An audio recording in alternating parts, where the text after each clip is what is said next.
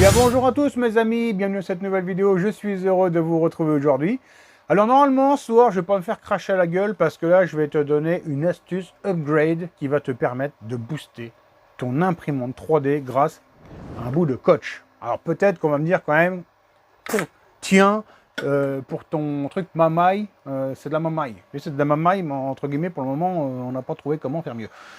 Alors, on va aller voir sur une Ender 3 le souci qu'on rencontre. Alors, ici, on se retrouve sur une Ender, et ce qu'on va voir, tu peux le transposer sur n'importe quelle machine qui est en Boyden. Boyden, c'est quoi? C'est tout simplement avec l'extrudeur déporté de la tête. Généralement, tu n'as pas le choix. Tu as ici un tuyau en téflon, un PTFE, qui te guide le filament. Alors, le souci que j'ai remarqué ici, c'est que sur les Ender, du moins, tu as une rétraction qui est importante. L'imprimé très froid, tu es obligé d'avoir une rétraction énorme.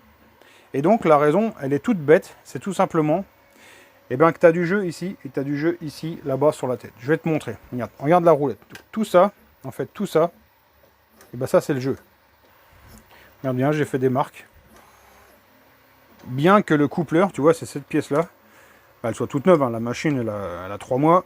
Tu vois, le coupleur, ça, ici, ça slip dedans. Ici, tu viens remettre un petit cavalier et normalement, ça ne doit pas bouger. Simplement, tu vois, c'est pas le cas. Ici, coupleur, un PTFE recoupé ou pas, et le petit cavalier, mine de rien, ça bouge quand même. Là où c'est plus problématique, et je comprends même pas comment ça peut fonctionner, c'est qu'à l'intérieur, tu vois, ça c'est notre buse, c'est ça qui va nous déposer le filament, ça c'est notre tuyau, ici, bon là il est blanc, là il est bleu, c'est une autre marque.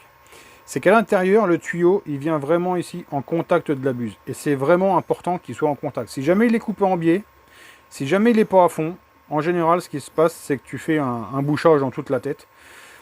Alors, là où je comprends pas, c'est que moi ici, si tu regardes bien, ça bouge aussi. C'est complètement dingue. Ça veut dire que le coupleur là aussi, il glisse. Alors après, tu le vois pas forcément. Moi, je me suis fait une marque noire ici, du bord là. Et donc, j'ai mesuré. Et ça fait quand même 10 mm tout ça. Alors après, 10 mm à prendre avec des pincettes. Parce que aussi dedans, tu as le filament, il fait 1,75. Et le tuyau blanc, il fait normalement 2 mm. Donc forcément, tu as aussi le filament qui vient se plaquer au plus court et se pousser au plus long dans le PTFE. Donc là, ce qu'on va voir, c'est que tout simplement, avec un bout de scotch ici dans le coupleur et un bout de scotch dans ce coupleur-là, on va déjà récupérer du jeu. Et ce qu'on va faire, c'est qu'on va aussi couper le PTFE ici pour avoir la distance la plus courte. Il ne faut pas non plus abuser. Il faut quand même que ça fasse une belle boucle. Il ne faut pas non plus qu'il soit tiré à l'équerre, évidemment. Mais tu vas voir qu'on va réussir quand même à améliorer grandement notre impression avec ça. Donc là, j'ai mis en chauffe. On va faire un test avec le matos tel qu'il est livré à l'origine. Alors l'impression, je la fais ici dans le coin. C'est pas parce que je suis con. Je sais la mettre au milieu. Ah mais tu sais, il vaut mieux que je précise tout, faut que j'oublie rien. Ah sinon, tu laisses ça un peu ouvert. Ah c'est binaire, ça il va à fond. Donc je te le fais ici, c'est parce que comme ça je vais pouvoir te filmer l'action.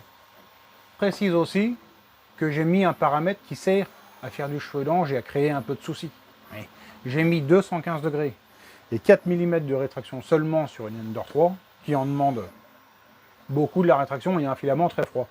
Alors quand tu fais un vase, quand tu fais une saloperie à mettre sur la cheminée, ça va. Quand tu veux une pièce mécanique propre du premier coup et solide, tu es obligé de chauffer plus. Et quand tu chauffes plus, généralement, tu as des cheveux d'ange, tu as des merdes qui apparaissent. Donc voilà, c'est pour ça que je te précise tout. Je te dis que j'ai fait volontairement pour qu'on ait du cheveu d'ange. Je te dis pas qu'on n'en aura pas à la deuxième impression. Je te dis que normalement, on en aura moins. On en aura moins, pourquoi? Parce qu'on aura limité le jeu. Là, on n'a que 4 mm et ça se trouve, au final, le filament, il bouge à peine, tu vois. Juste, il arrête d'extruder. Lui, derrière, il enroule, il se dit, j'en enlève, mais vu qu'il y a tellement de jeu, ça se trouve, ça en enlève que dalle. On n'arrivera pas à combler les 10 mm, ça c'est évident, mais normalement, on va voir que notre impression va grandement s'améliorer. Donc, ça veut dire qu'au lieu de travailler avec, je sais pas, 7 mm, 8 mm de rétraction, on pourra travailler réellement qu'avec 5, on gagne 2 mm par rétraction, et sur une pièce où ça rétracte énormément, ça peut être très intéressant. Sans parler aussi de l'aspect visuel qui normalement est bénéfique. Quand tu as un truc qui est mieux guidé, forcément ça va toujours mieux.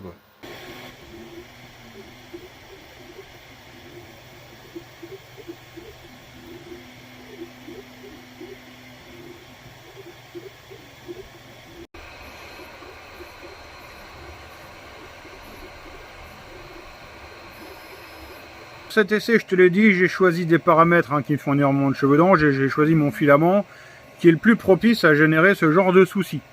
Donc là, on va faire les modifs et on va faire un nouvel essai.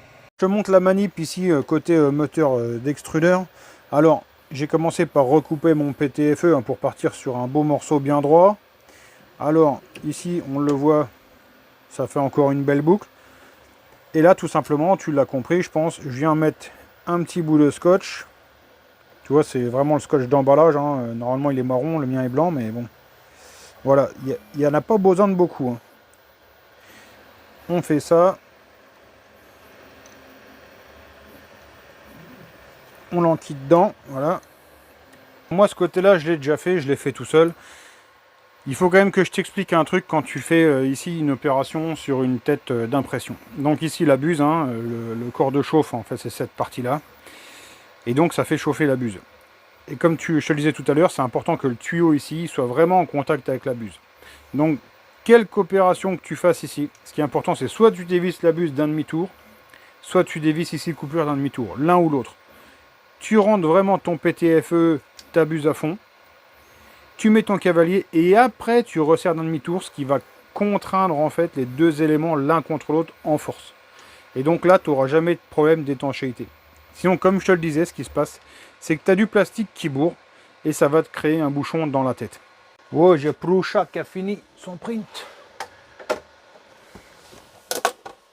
Merci. Alors, j'ai oublié de te le préciser, mais toutes les opérations sur la tête, la buse, etc., c'est avec les pièces chaudes. Allez, on réinsère le filament et on relance. Ça s'annonce pas mal. Alors, ils n'ont pas disparu totalement, on en voit encore un peu, mais ils sont quand même bien réduits. Alors voilà ici, typiquement, moi, le genre de pièces qui me posait souci. C'est des morceaux de planeur, là. Ça, c'est pas un truc qui va aller très vite, mais il y a d'autres machines qui vont à 200, voire 300 km/h. Et qui ont besoin d'une résistance quand même balèze. Ici, tu le vois ou pas, c'est un espèce de mode vase. J'entends par là, il n'y a qu'une paroi. Mais par contre, dedans, tu as des renforts. Donc, c'est pas juste spiralisé et terminé. Non, il y a des reprises, etc. Donc, c'est important de vraiment bien reprendre au même endroit, de bien déposer le plastique comme il faut, qu'il soit bien collé. Donc, j'ai pas le choix que de chauffer très fort, imagine bien, pour que ce soit bien collé. J'ai pas de ventilation. Donc j'ai tout ce qu'il faut en fait pour générer du cheveu d'ange. Donc typiquement, voilà le genre de souci auquel j'ai arrivé. Donc mes parois sont propres, etc. Par contre, dedans, tu le vois, j'avais énormément de cheveux d'ange.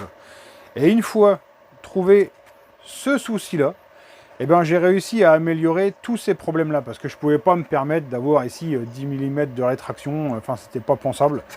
Et donc là maintenant, bizarrement, tu vois, là j'ai 4 mm de rétract. Je suis à 215 degrés.